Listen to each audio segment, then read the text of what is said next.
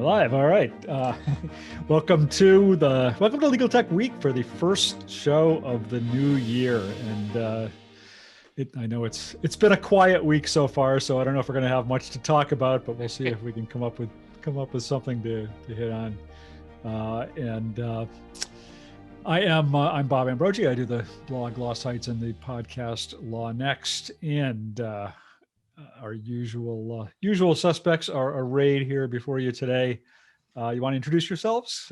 Molly, you want to start? Sure. Molly McDonough. I'm a media strategist and a freelancer based in the Chicago area, and former editor and publisher of the ABA Journal. And Victor? Hi, my name is Victor Lee. I am assistant managing editor with the ABA Journal. I used to work for Molly. Happy 2021, everyone. Obviously, it's been a very slow year, just like we all thought it would, and I'm sure nothing else is going to happen over the course of a couple of weeks to change that. So, all right, Joe. Hey everybody, Joe Patrice from Above the Law here. We're joking about it being a slow week, but I actually did struggle to think of like legal tech things that happened because literally everything seems like a decade ago, and I mean from like Monday. Right, I know it. Yeah, Victoria, how about you? Hey everyone, my name is Victoria. I'm a reporter at Legal Tech News, which is a publication owned by ALM. Sometimes you also see my byline at law.com, American Lawyer, and a few of our other publications, where you'll usually find me writing about cybersecurity and how lawyers are and usually not using technology. All right, Zach. Hey there, everybody. I'm Zach Warren. I'm editor-in-chief of Legal Tech News, work with Victoria. Also find me at law.com and other ALM publications. I'm loath to say Happy New Year because it still feels like 2020 this week. So I'll say like Happy December 38th, 2020 to everybody. And Caroline is our person from somewhere where maybe the world isn't quite so crazy right now. I don't know. Oh, I don't know. I'm in a hazmat suit hiding from the mutant coronavirus that we caused globally. We're all doing that. Yeah, Caroline Hill, editor-in-chief of Legal IT Insider. We've had a few bits of legal tech news this week in terms of everyone chose this week to announce that they were acquiring somebody else, which took me a little bit by surprise on the first week back. But my website's a bit broken at the moment, so you wouldn't be able to see it, but I'm happy to talk about it today. Yeah, there has been some legal tech news this week, actually. It's been a little bit less than I thought. And actually, some people on this call may even know, I think at least one company pulled off an announcement it was going to make this week, given everything that was going on. And they thought maybe this is not the right time to be making major news announcements. But, it's been such a weird week. I don't even know where to start. But I wondered if anybody just has any sort of general thoughts that they want to share in terms of the week that we just had, observations, thoughts, craziness, legal tech or not. Pardon me while I throw up. Yeah. Okay. Good. I mean, I think I speak for everybody. And like, can you really believe Ohio State took out Clemson like that? I mean, geez. Yeah. Yeah. No. Yeah. So Wednesday was interesting. Hopefully, hopefully everybody who was listening to us and everything wasn't in DC and was fine. But it's been a crazy week, and I think I'm personally very excited to talk about whatever we're going to talk about here because it's been rough. Yeah. I tried to think back. Sorry. Oh, yeah, it just felt for me a little bit weird writing about legal tech and you see what's going on in DC. Kind of like there's bigger things going on in the world, but of course there's like things going on in legal tech. So it kind of felt weird writing about it when you see like the main down in DC. Yeah. And but we will have topics to discuss. Sorry, you go, Victor. Okay. To be fair, there are some legal tech elements of what happened in DC, right. and there are some things that that as I'm sure we'll see, in the coming months, there will be aspects of legal tech that we can focus on with regards to what was going on. But yeah, I thought back to like what was the big story at the beginning of the week? It was Trump calling the Georgia Secretary of State, and that just seems so long ago now. Wait a minute, I thought it was Fast Case Acquired Casemaker, but okay. Well, yeah. So you turn on the radio on this side of the pond, and I've learned more about the 25th Amendment than I've ever known. And Right. Article 4, and I feel like fully sort of informed, because that's all as well as anyone's talking about here as well, pretty much. Yeah. I think most all of us have learned more about the 25th Amendment than we ever thought about before. I feel like I've learned a lot of things about what lawyers think the First Amendment says, which is fascinating too. It's really fun for me to watch real debates on First Amendment and between constitutional law professors, and then see the armchair Twitter lawyers spouting off about what's a First Amendment violation. It's amazing to me. Or in some cases, Supreme Court clerks, spouting off about it. Right. Or former ones too. Yeah. That was a joke. I mean, that's actually one of the, go ahead, Zach. I was just going to say that was a joke that I saw on Twitter this week is every high schooler this year is going to nail their AP government exam because everybody knows all of the amendments at this point, at least through the past 4 years. Yeah. But that actually, I mean, the point that we've all raised, both Molly and Victor raised in particular, is I think one of the interesting, perhaps legal tech consequences or issues here. Whether it's legal tech, I don't know. I think Molly suggested we at some point talk about what is legal tech. I don't know what that even means anymore sometimes, but there has been so much chatter this week about what should social media companies do about quelling widespread misinformation. What should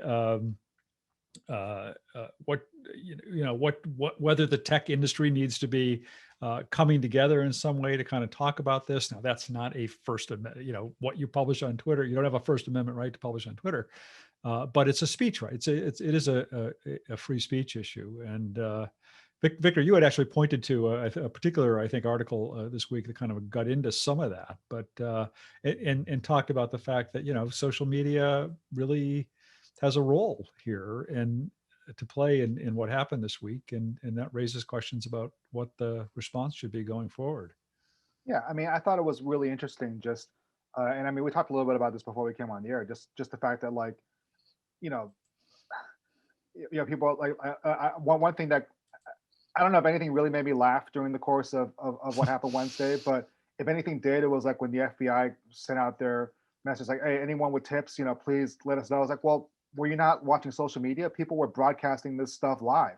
They were taking pictures of themselves in like Pelosi's office, like going through her mail, putting their feet on her desk, and like doing all these other. Like, there was a guy who carried out the speaker's podium and like got identified within 10 minutes or 20 minutes. Like, it's just to me it was interesting just watching that, because then you had Twitter deciding to suspend Trump for I guess what really ended up being like a day.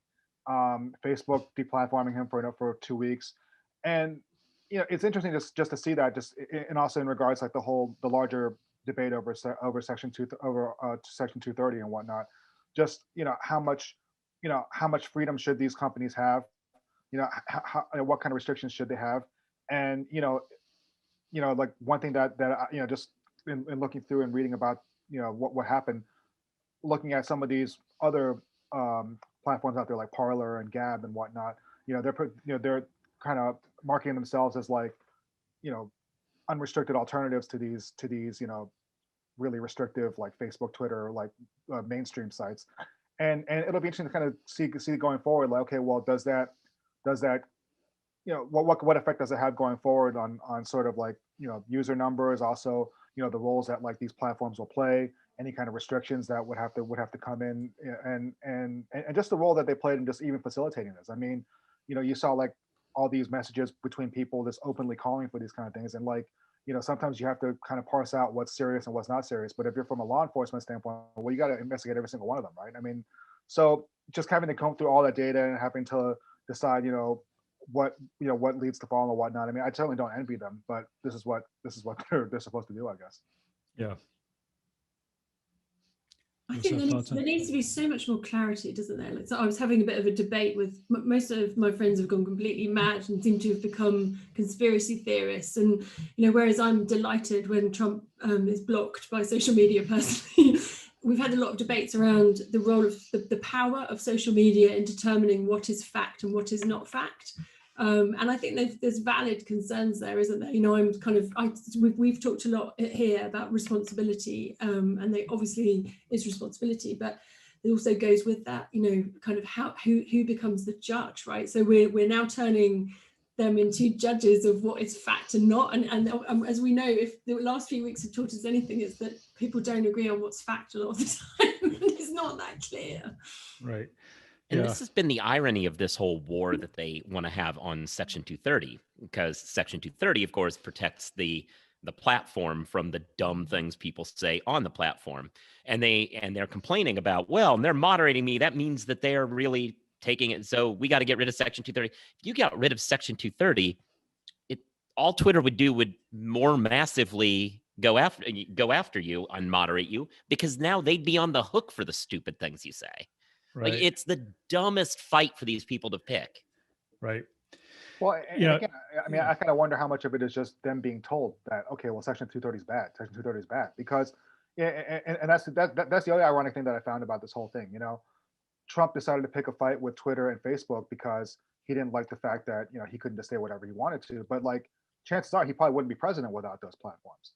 So, why are you picking this fight? Like, especially now? I mean, is it because now that you're about to transition to the private sector, that you can't just say whatever you want, and and would there be no consequences at all? So yeah, I almost wonder how much of it is just people being told over and over again, well, Section 230 is bad. Section 230 is bad because it's going to infringe on my freedoms and it's going to do this and do that, and it's like, yeah, Section 230 is terrible. Let's get rid of it. Let's do this. So.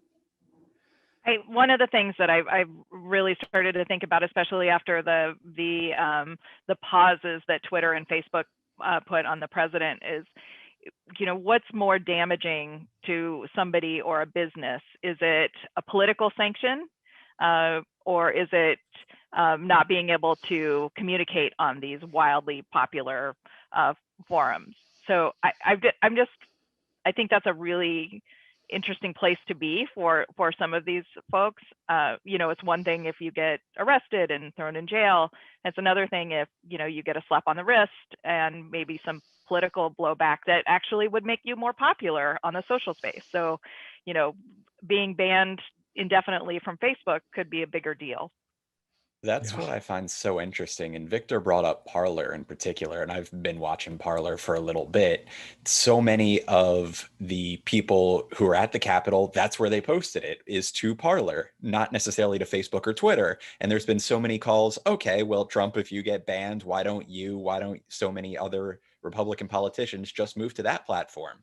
Well, that's not where the people are. The main thing for them isn't necessarily speaking to the base, it's speaking to the wider audience and either drawing more people into the base or explaining what the base's goals are. And you can only do that in a mass communication platform like a Twitter, like a Facebook. And there's kind of that back and forth of, oh, if you're Twitter or Facebook, then how do you respond to that when that is the explicit goal? It's really interesting. Yeah. Steve, you had a post this week that is sort of tangentially related to what we're talking about here, because you were talking about the issue of online courts and how that throws open access to court proceedings in a way that we've never really seen before.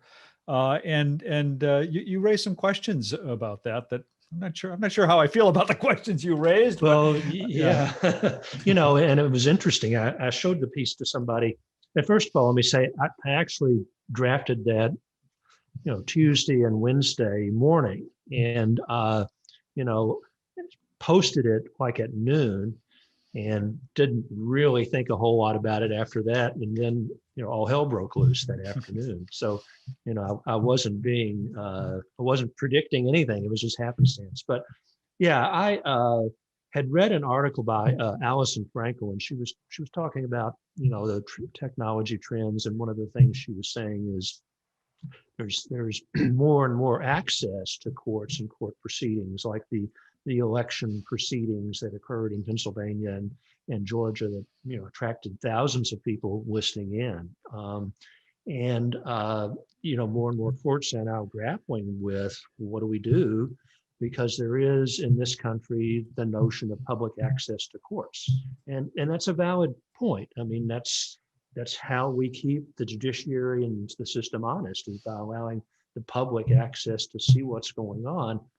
When we were all, you know, when you had to drive to the courthouse, park your car, sit in the courtroom all day, and hopefully, you know, there'd be 20 minutes of testimony, that was one thing. Now, when anybody can see anything, anywhere, anytime, if they can do that, I'm not saying they can, but if they could, that poses a lot of questions. And I was thinking about it this afternoon.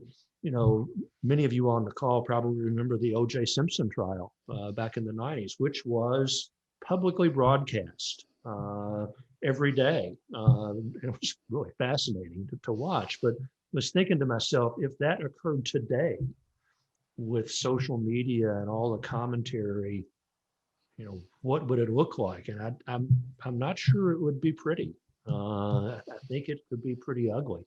And the dangers, I think, run to the judges, to the witnesses, to the lawyers, to the courtroom personnel, to the jurors that could be involved and face all sorts of intimidation. And I think after I wrote it, somebody said, well, you pointed out a lot of problems. What's the solution? Like you, Bob, I don't have the solution, other than I think as a profession, the legal profession and the judiciary needs to begin grappling with this, and needs to think about, okay, where do we draw the line between public access and protection of the integrity of the system and the credibility of the system? The judicial conference, you know, is going to begin allowing live streaming, but not for jury trials and not for proceedings that involve witnesses, which, you know, may be an appropriate line to draw. I don't know. But the online world isn't going away. Online court proceedings aren't going away. And to think, well, when we all get back to normal, we won't have to worry about this. I don't think that's correct. I think it is something that we have to worry about. You know, what would happen if, when some of the people involved in the riots in Washington were to go to trial, and the court were to say, we're going to live stream the whole trial? Good God. Well, we can see the same scene play out again. It's right. And it brings up the issues that I think you touched on a little bit in your post. I mean, I think this goes really to the heart of privacy and security of the courts and the court process.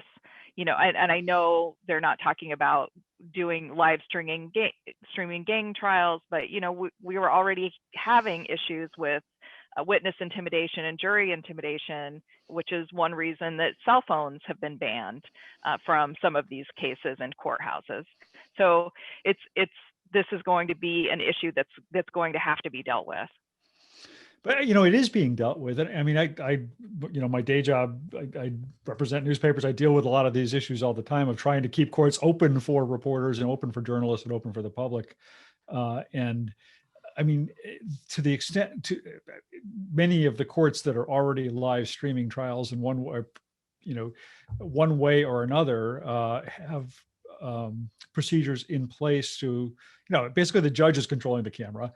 They can turn the camera on and off. They can decide what parts of it should be broadcast or what parts should not be broadcast. There are a lot of constraints in place already, or protections rather, in place already. You know, it's an interesting question, because, you know, we're all for transparency until it gets too transparent, and then we start to worry about it. And where do you draw the line on that?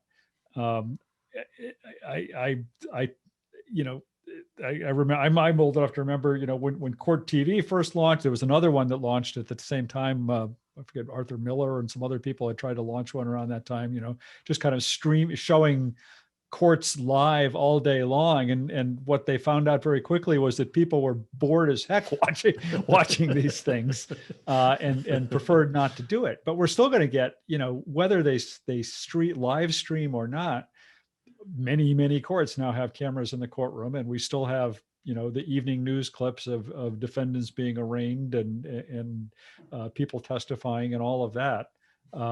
If there is a threat to, if there's a potential threat to somebody's safety or security as a result of that, I think that's something the judges can deal with and take appropriate steps without necessarily having to come up with a hard and fast policy around it.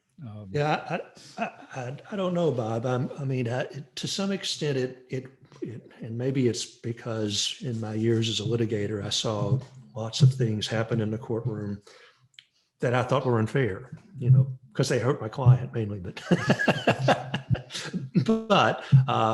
Like that time your objection got overruled.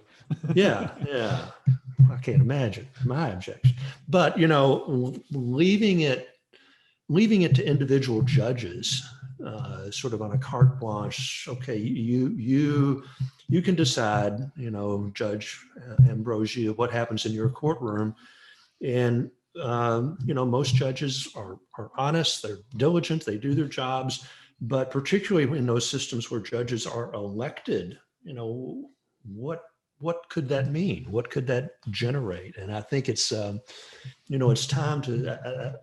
I think where I ended up in the piece, as I said before, is it's something that the judiciary needs to grapple with. What rules should apply to social media posting with respect to ongoing trials and proceedings?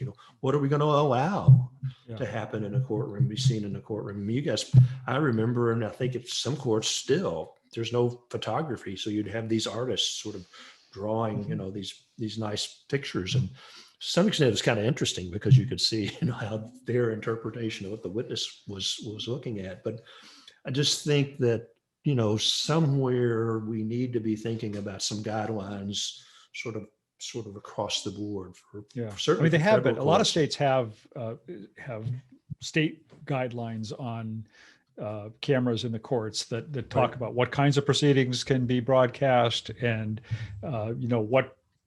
what powers a judge has to turn the camera on or off. I know Massachusetts has a pretty extensive rule on that, and I know that other states, I can't cite you the other states as well, but I know that other states do. So to some extent, that's being dealt with. But you're right. It needs to be. There need to be clearer guidelines around it. But I would hate to see those guidelines be such that they do inhibit the public access. I think public access is That's really right. the fundamental core of our judicial system. And it's important. I mean, I don't mean to belittle the importance of that right, if you will, or that principle, because that keeps the system honest in a lot of ways. It was just much easier when you had to actually go and sit in a courtroom, right? Right. Yep. But let's be honest, like no matter how much transparency there is, it's still not going to be enough for some people, because you could watch a trial and just see people do a sidebar, but what are they talking about? Are they making a secret deal? Are they doing this? And then the judge goes, oh well, and then if something gets excluded, well, why did they exclude that? Or why can't we see that and whatnot? So, I almost wonder if sometimes like the laws, the rules of the court and whatnot are just so arcane and so not, they might not be so obvious to people that they might not understand really what's going on, and it might just fuel a lot of preconceptions that they might have about justice not being fair, or things being rigged and whatnot, and certain things being in the tank for other people. So I almost kind of feel like, well, you're not going to please everybody no matter what you do. Yeah, and it's particularly in where you have an elected judiciary. See, it's easy to imagine a judge limiting public access and then just being excoriated in social media and elsewhere for doing that. That would put pressure on him, fearing for his job at the next election. That would then, make him maybe more willing to allow greater access or lesser access, depending on. Probably on the side of greater access more than lesser. And it's, again, it's just a question. It's something that I worry about, particularly now that we saw the results of this week, because, the integrity and credibility of our judiciary is sort of the last bastion of that kind of respect and credibility to the extent it still exists. And we have to be careful with that, I think. Yep. Yeah, no, you're right. Well, there was some other legal tech news this week that maybe we should talk about, or there was not other legal tech news. There was some legal tech news this week that maybe we should talk about. I'll probably kick it off with talking about the Fast Case Casemaker merger, just because, man, when I heard about that, I got to say my jaw dropped. I never saw that coming, and I think it really could be have a significant impact on the legal research market in this country. I mean, according to the Fast Casemaker people, they now have their combined subscriber base is something north of 1 million lawyers. The ABA puts the total number of lawyers at 1.3 million. That always seems a little conservative to me, but whatever, even it's 1.4, they've got a huge subscriber base. Now that doesn't mean all those people are actually using the product, but they have access to it through their bar association memberships. I think there's a lot of good that can come out of that.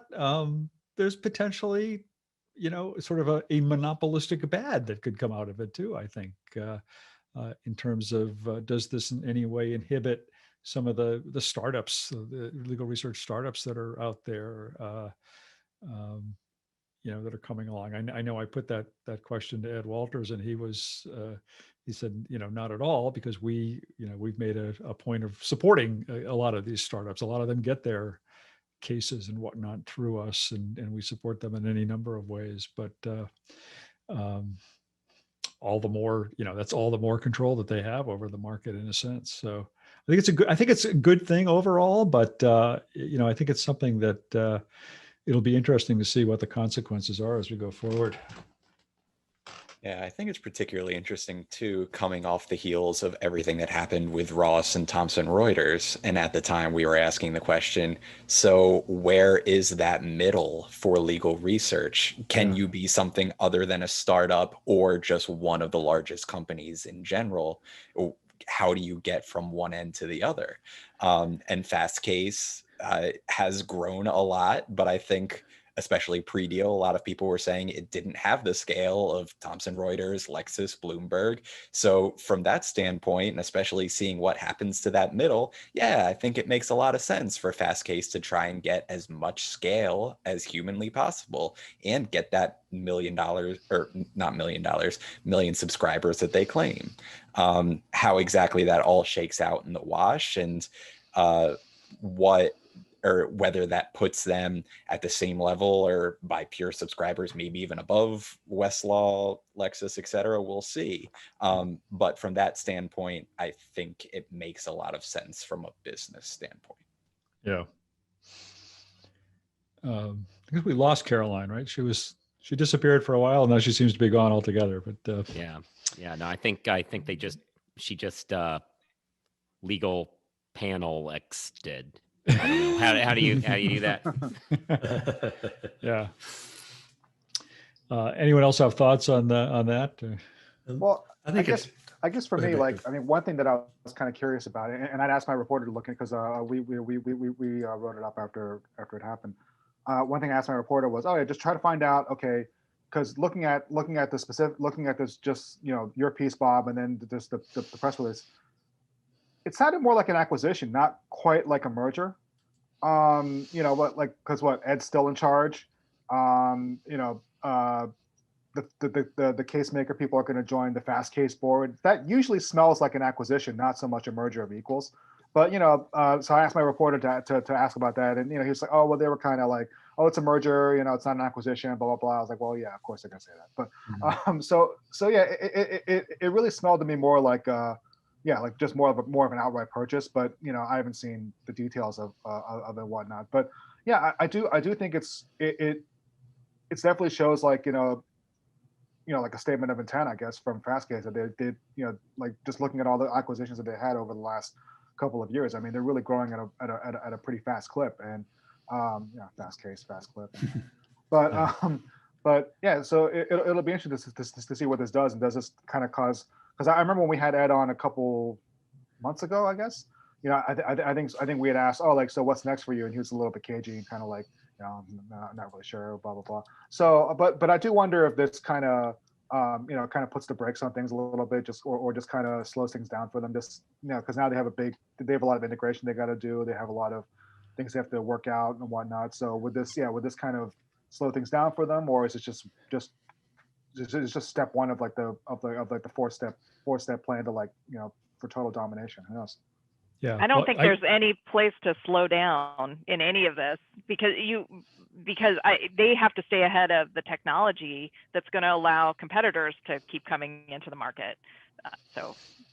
Yeah, I will give myself a shameless plug here, which is that I have a episode of my Law Next podcast coming out Monday where I've got I talked to Ed Walters and Phil Rosenthal, the two co-founders of Fastcase, and Satish Sheth, who's the CEO and president of Casemaker, and they all got on the call together and talked about what this all means.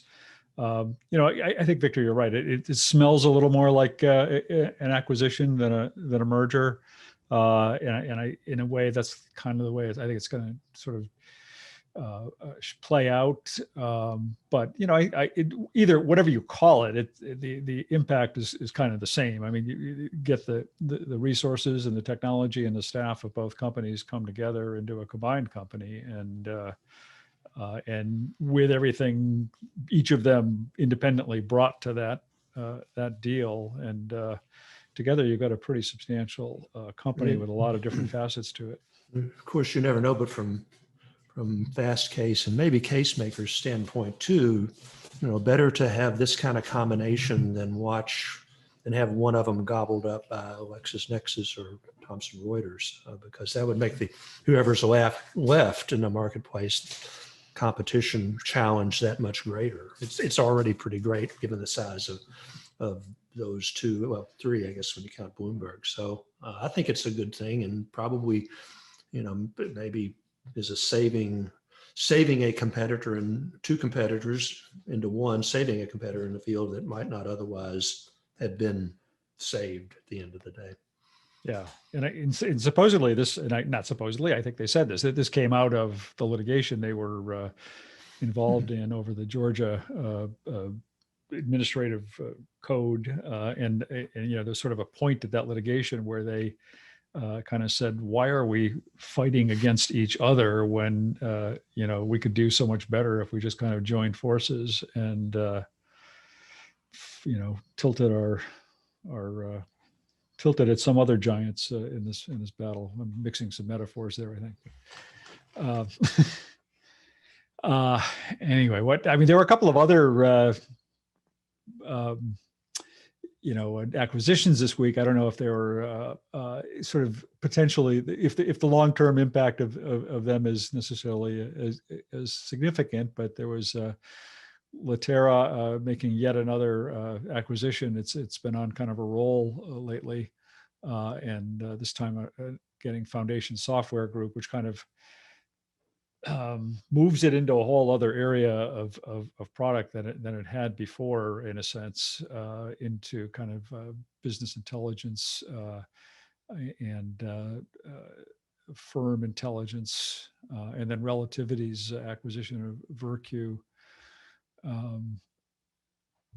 which my biggest problem was I kept misspelling Virtue in my blog post. For some reason, I couldn't get it right. I don't know what my problem was. But I don't know. Anybody have any thoughts on any of those? Or I'm just glad to hear somebody else misspells things in their blog post besides me. Oh yeah, believe me. Well, I've got a whole army of editors out there who let me know as soon as I do. Well, it's hard with tech companies. Very often you have it's like you have lowercase companies, or what where it's like a combination of a word, but then maybe some it'll be like weird capitalization rules. So yeah, I've done it. I'm sure we've all done it at some point. Yeah. And there was a deal that actually fell through that was announced.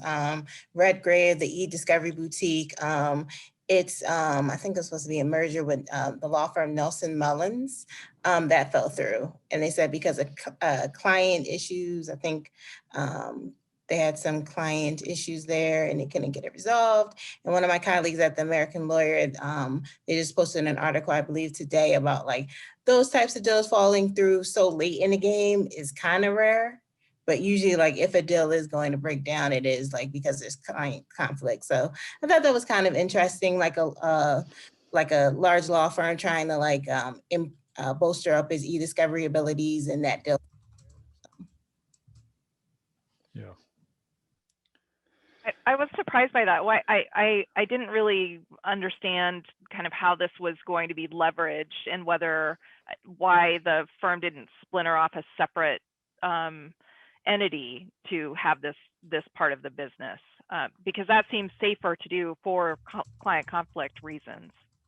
I do think that the Redgrave was going to be acquired by a subsidiary, but it was just like some like high profile client matters, and it just said they couldn't resolve it. And they said, we're not going to give up those clients, so we'll just kibosh the deal.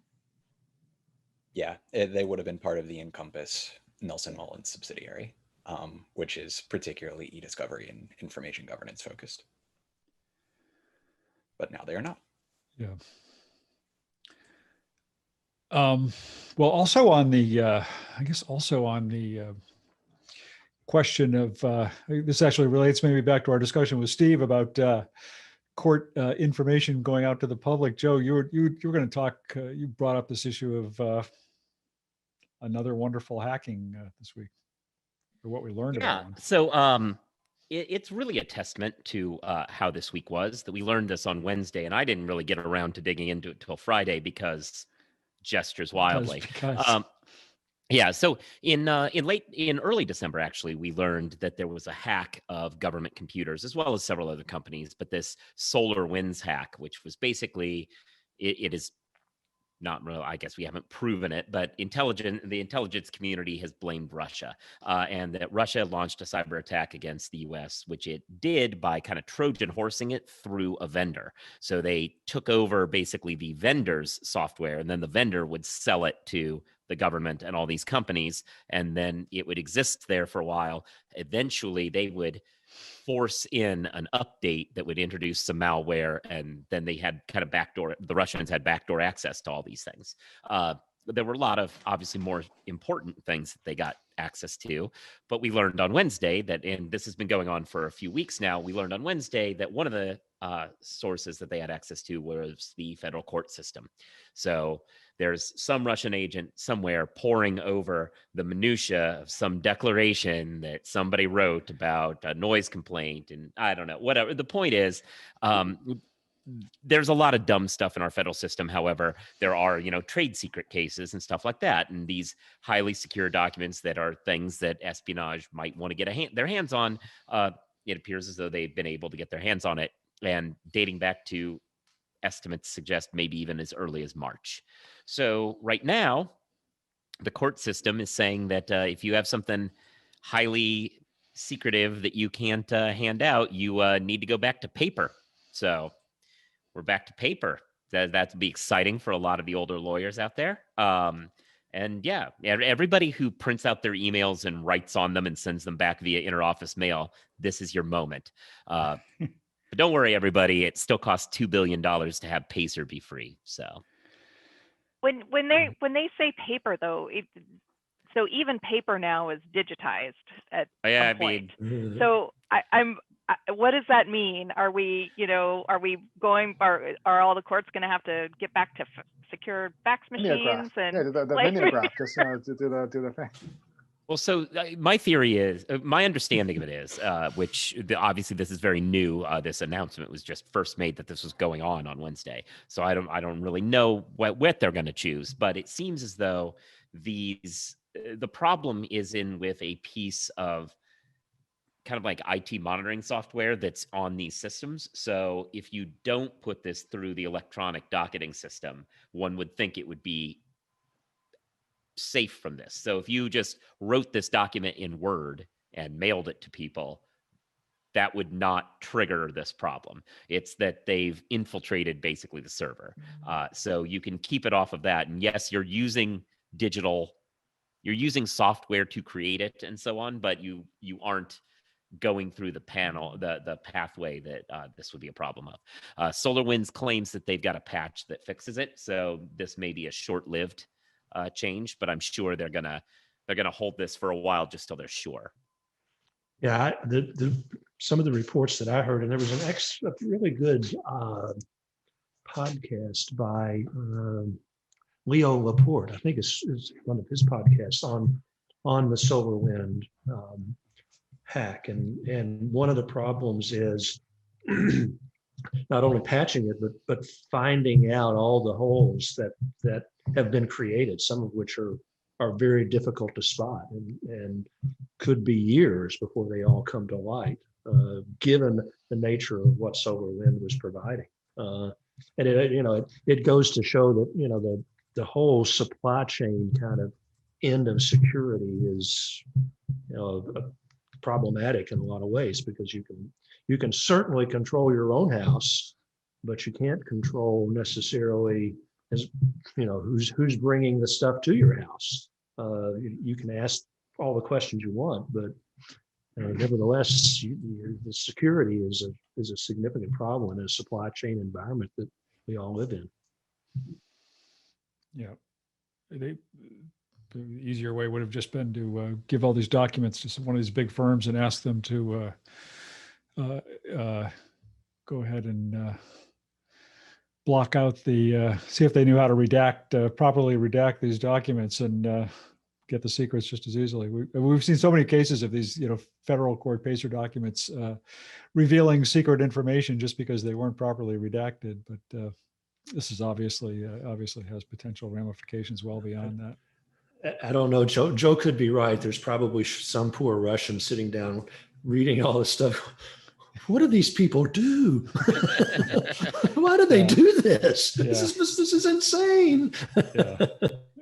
Yeah. Well, they're still trying to figure out how they screwed up the election, so they got to work on that first, and then go back and. Well, they can read the Kraken lady's latest file. Yeah. So what else do we have here? We got Victoria. Did you did have some? Oh, you talked about it, the Nelson Mullins. Yes, the Nelson Mullins. Molly, and also with Joe. To Joe's point, I also thought it was interesting. They said, your confidential filing, either paper-based or through a thumb drive. And I was like, I haven't seen the word thumb drive since high school, but I was like, you can always go to Staples and, get your thumb drive. I got a drawer of them if you want them. Molly, what did you have this week? I had a couple things. One was a conversation Steve and I were involved in earlier today, which was just somebody threw out a question: what is legal tech? And it's a really interesting. I posted your article on Zach on new law because I thought that had a good formula for defining new law that could be used for defining legal tech as well. And you went a little bit back to talk about technology and applied to legal in that piece.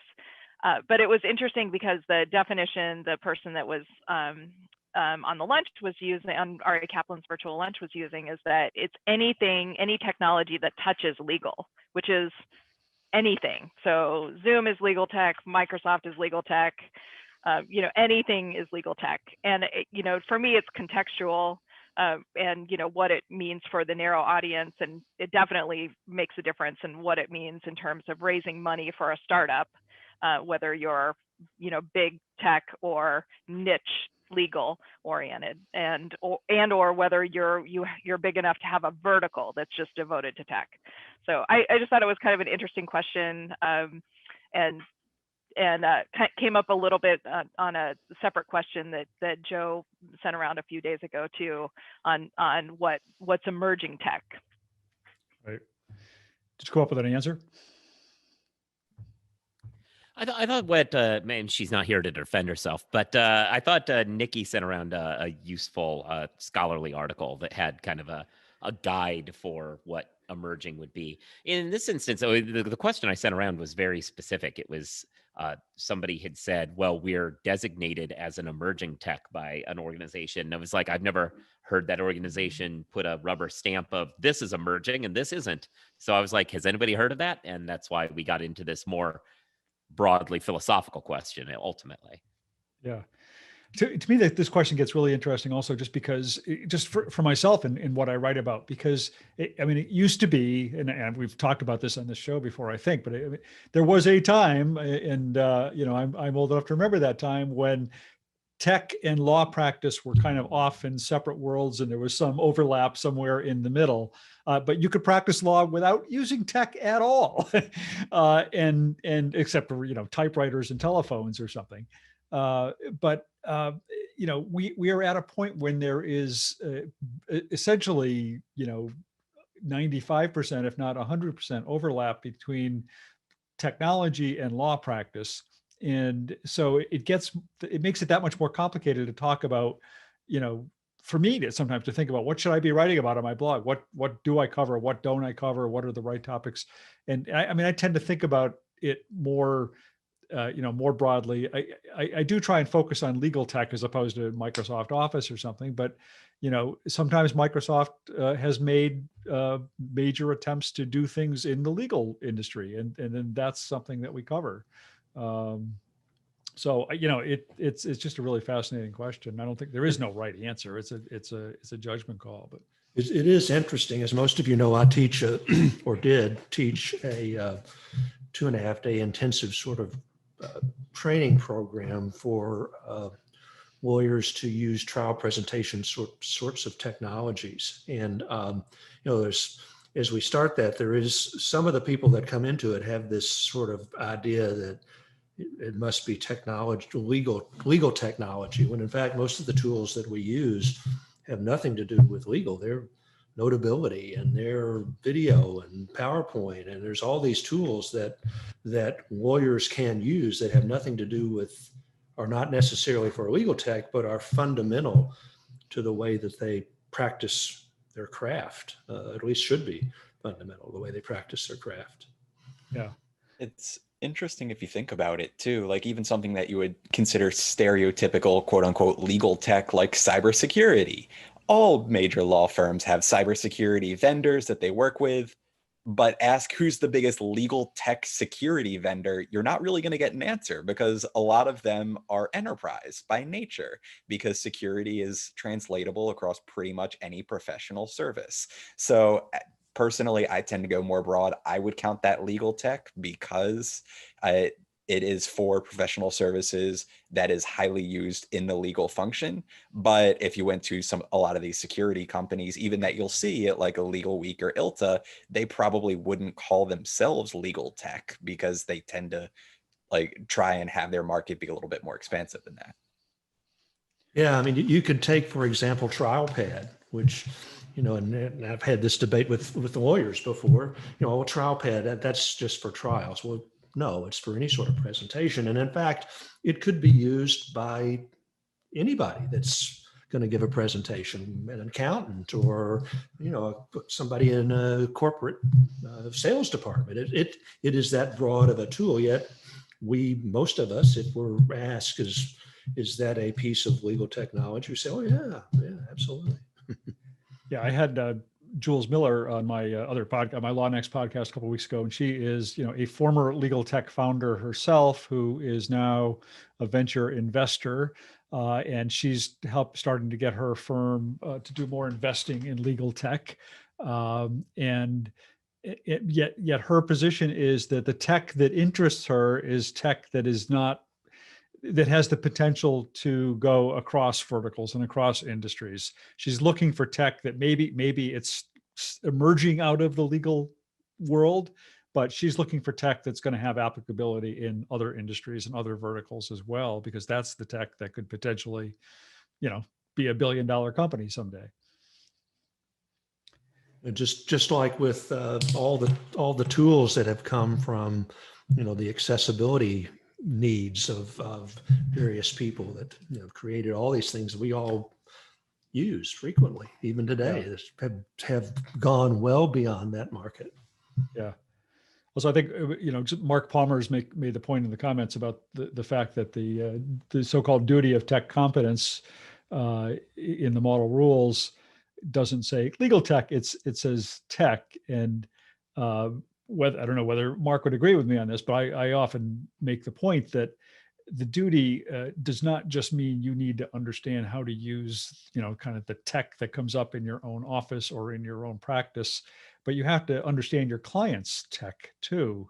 And a lot of the ethics opinions that have come down around this really focus on, a lot of them come out of the e-discovery arena where, they talk about the fact that a lawyer needs to be able to understand how their clients store data and transmit data and communicate electronically and what kinds of files they have within their businesses or homes or whatever. And none of that is necessarily legal tech. Maybe some of it is, but you really have to have even something as simple as needing to have a fundamental understanding of social media and in order to represent clients properly these days. So, Of course, there's that famous quote that somebody came up with, that we're approaching the point where it might be malpractice not to use data analytics. I don't. Some really smart person came up with that. I can't remember who it was. Your brilliant quote, Steve. No, it was yours, Bob. All right. What else did we have? Anything else this week? I don't think there was. Was there anything else anybody wanted to talk about this week? I mean, I didn't have anything specific. I like predictions, and we've run a bunch of predictions this week. So I thought it might be fun, especially as this is the first show of the new year, to go around and see if anybody has any big 2021 predictions for legal tech at all. Well, don't leave us hanging, Zach. Well, when I was thinking about it, particularly with a lot of the litigation and political litigation that I think we're probably going to see this year and that has already begun. Last time that we saw a lot of this litigation, e-discovery actually became a story. Like I remember leading up to the 2016 election, so many people are saying, how could they possibly look through Hillary's emails in a weekend? And yes, that is kind of what e-discovery does. I think you're going to see e-discovery be general circ news once again, in some fashion this year, whether it's combing through emails or cell phones or WhatsApp or what have you. A lot of people having questions about how exactly they get a key piece of data, how you analyze it, how it is applicable to courts and how courts accept it. I don't know where that will come from, but I am predicting that will happen at some point this year. While I have you, I forget whether, I don't know who it was, but somebody at law.com posted an article this week on predicting or not predicting, but talking about whether we will get back to having live conferences this year. I think that was on law.com, wasn't it? That was Frank, yeah. Yeah, Frank. Okay. What do you think? I think second half. At least that's just me personally. I know I see Steve shaking his head already. I don't think they're going to be huge blowouts, but I also think, like, say ILTA will try everything in their power to have some in-person component. So whether there will be in-person conferences, I say yes. Whether they will be the conferences that we knew pre-2020, probably not that. Yeah. I think I was shaking my head because I think we may see, conferences where some small group of people, the leadership of the organization, gather at one physical place, and the rest is virtual.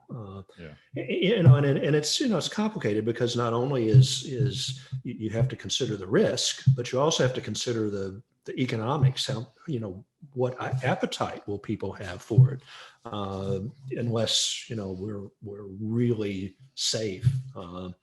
And there's the component of all the people that have been reached that were never reached before. So there's a lot of considerations. I agree with you, Zach. We may see some smaller pieces of it 2021, but I think it will be a long time before we see the huge shows again, and not just in the legal arena, but elsewhere.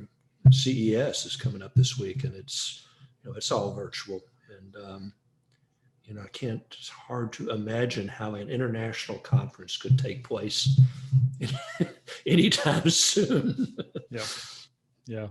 There's the Legal Services Corporation's conference. Their technology conference is next week. Also, if you haven't signed up for that, it's a great conference. Anybody else want to make predictions? I think we're going to see more online trials and proceedings. And I think we're going to get to it. And I had a friend out on the West Coast who has started a 3-week online jury trial. And they got to it because the two sides sat down together with the judge, and the judge was basically, look, we can have an online trial and resolve this matter this year, or we can have an in-person trial. And it may be, I got to tell you, I've got 35 cases in front of you, 40 cases in front of you. Who knows?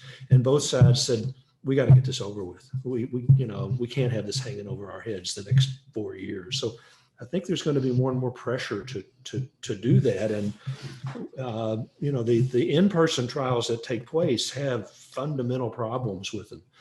You get this sort of idea that, I can't read the jury's body language on a Zoom call. It's also pretty hard to read their body language when they're 50 yards away from you at the same time. Yeah. So I think lawyers and judges are starting to say, if we can't go back and do it exactly like we could before, maybe online is better than in person in a lot of ways. So that's my thought about where we might be headed. I'll just throw out, because of the increase in online communications and uses by courts, I expect more empowerment and creation of roles for court navigators on the tech front, if not on some of the practice front. Interesting. I think we'll still continue to see more lawyers and their law firm staffers, corporate legal departments still working from home, not going into the office at the same rate that they did like pre-2020, especially if clients aren't demanding it. Yep. Anything else, Joe? You want to venture any? Yeah, I was actually kind of thinking the exact same line as Victoria. I was thinking that for anybody whose office leases are coming up this year, I think there's now a completely different worldview of what your next office is going to look like for exactly those reasons. I think it's going to become part of the thinking of the next facility. How do we make it so that we can be at home? And hopefully, this is, knocking on wood, but something that I'm going to stress. Hopefully this comes along with firms being more generous with the concept of tech stipends, because they're now going to start really asking their associates to be working remotely, and partners too, frankly, but everyone to be working remotely. And they should be more generous on setting folks up that way. Yeah. There's such a huge financial savings that can be accomplished. So it's no longer going to be, our younger people are clamoring to work at home. It's going to be more, firm management is clamoring for you to work at home, because we want to cut this real estate costs down, but we don't need. Victor, you want to be a Nostradamus here? Yeah, I mean, I think it'll be interesting to see what happens with, kind of talked about it earlier with just, the social media platforms, but also with Google, whether the antitrust investigations against them stick, whether or not there's going to be any kind of action on that. I mean, these kind of things take a long time anyway. And, with the incoming administration, there might be some disruption in any kind of investigations that they're doing. But I think one of them is a state investigation, so that wouldn't be affected. But it'll be interesting to see what happens with those things. I mean, I don't anticipate anything like, breaking up of Google or, breaking up of Facebook or anything like that. I mean, I think we're kind of past the days when like the Justice Department would weigh in with draconian penalties like that. I mean, just even with the Obama administration, like, they might have been a little bit more aggressive with certain antitrust deals, but they weren't breaking up companies, or they were giving out huge fines and whatnot. So I would kind of anticipate that would kind of be the way things would be with the incoming administration too. But I don't have any special insight into that. Well, whenever anybody asks me to make predictions, I always say that, if last January I had made any predictions, all of them would have been entirely 100% wrong. So I don't make predictions. I will predict that two major legal research companies will merge in 2021. And we'll see if that comes true and if any of these other predictions come true, and we'll talk about them here if that happens. But thanks everybody for this, and we will be back next week, same time, same place, and see what the news brings next week. So long, everybody. See Have a y'all. good weekend. Bye, everybody.